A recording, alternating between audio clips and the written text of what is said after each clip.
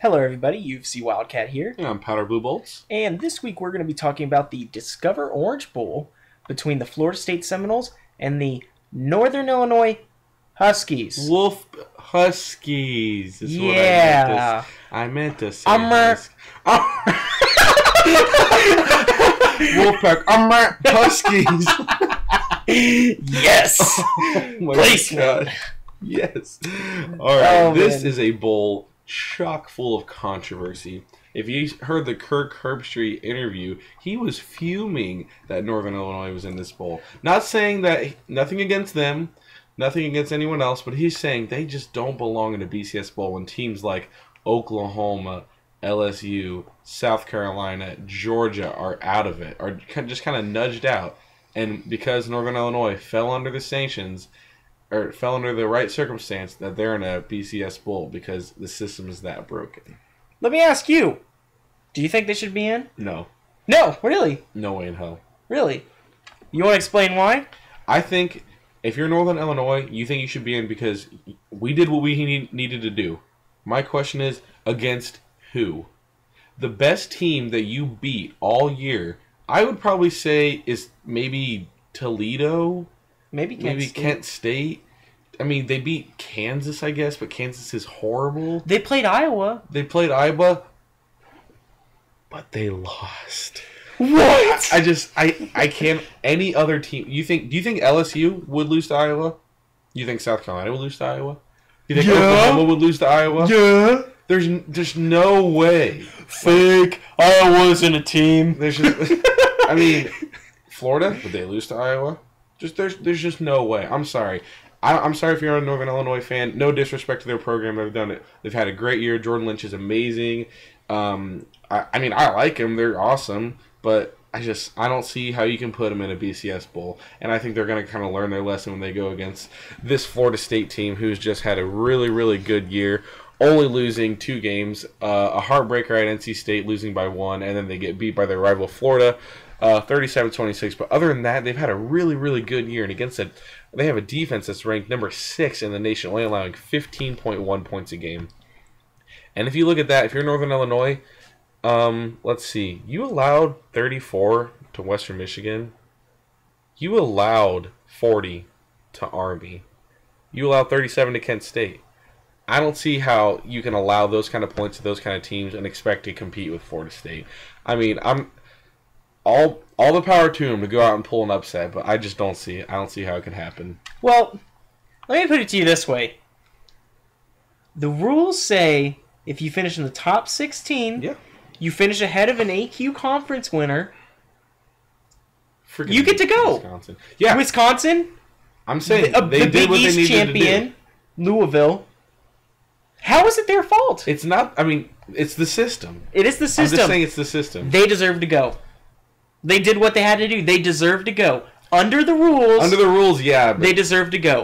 Maybe they, as a team, do not have the resume to be there, but they deserve to go because they won the games. They deserve to go, but they have no business being there. No, they don't. Oh, God, they don't have no business being there. No. Don't get me wrong. But they deserve to be there because they won the games. In my eyes, I think Northern Illinois is a great team, and I'm going to highlight some of their players.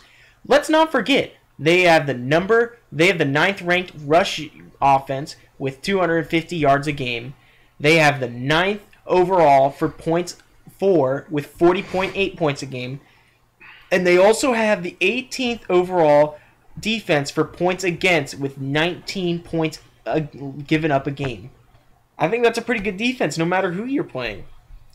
You know, we take some of the teams, I definitely question. I mean, out of conference, their best team was Iowa. They did lose that game, and it happens. But Jordan Lynch, this guy is the linchpin of the offense. Little humor there. But yes, this guy is close to having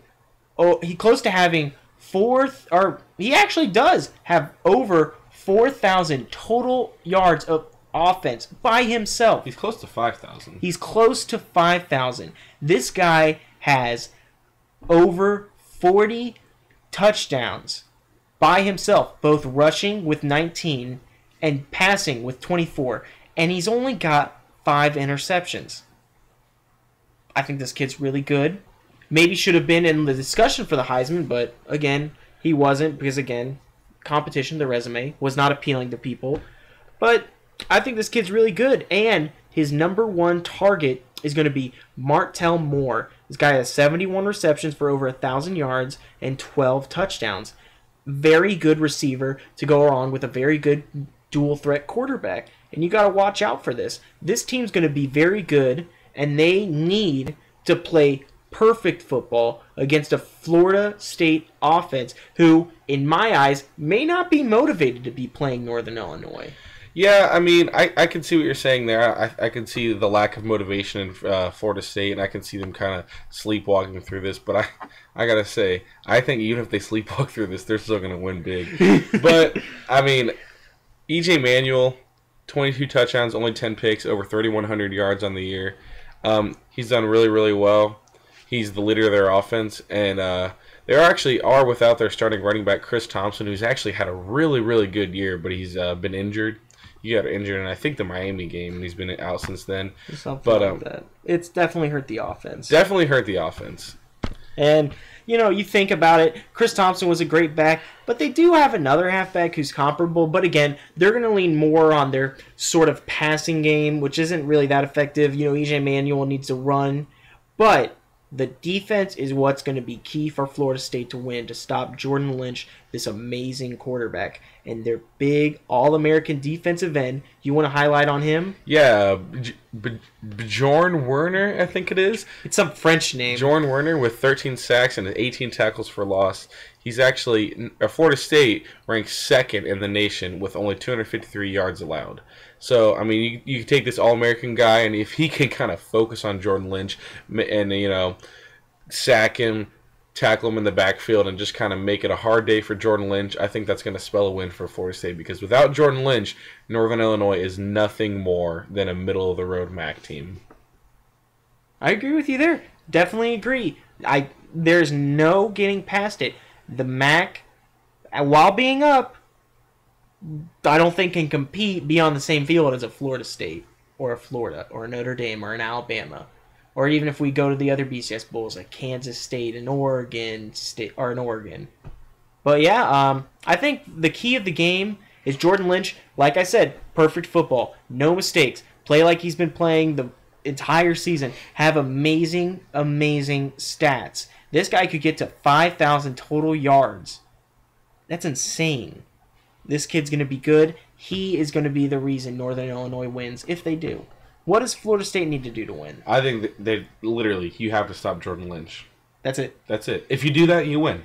Yeah. Like, if I'm, like, you just have to. That's all you have to do. I mean, that's all you have to tell your players. Stop Jordan Lynch, and you win. I mean, it really is that easy. I'm not trying to be disrespectful to the Northern Illinois fans, but Jordan Lynch is your team. Man, you so disrespectful. Jordan Lynch is your team. So, I mean, if you stop him, that's supposed to win for you. Yep, I agree there. What's your prediction for the game? I think it'll be not really super competitive. I think Northern Illinois will compete in the fact that they really want to win. This might be their only chance at a BCS Bowl, and Jordan Lynch will play his heart out. But, I mean, you're playing against bigger, faster, stronger talent down in Florida State, and I don't really think they can really compete. Not to mention it's the Orange Bowl. So that's played in Miami, Florida, I believe. So yeah. I don't think there are too many Northern Illinois fans in Florida, but maybe they're going to make the trip. There could be. There possibly could be. So that kind of adds insult to injury. But yeah. I think it's going to be a bit of a blowout. I think it's going to be 49-10 Florida State. Yeah, I see that. I think the first half, Northern Illinois is going to be winning the first half, going into the locker room 24-10. Florida State will not know what hit him. No idea. Jordan Lynch is at something else. But talent will take over, and Florida State will win this game 35-24. Will shut out Jordan Lynch in the second half. It'll be a crazy game in the first half. Northern Illinois will get their hopes up and everything, but again, Florida State will outclass this team, winning 35-24. Whew. All right, both pretty big wins that we're predicting. Be sure to join us next week for the All-State Sugar Bowl, featuring the Louisville Cardinals and the Florida Gators. Are you sure that's not a falcon? It looks like a falcon. Piece of shit. All right, be sure to drop us a like, comment on what you think is going to happen during this bowl, and be sure to subscribe. UFC Wildcat and Powder Blue Bolts signing out.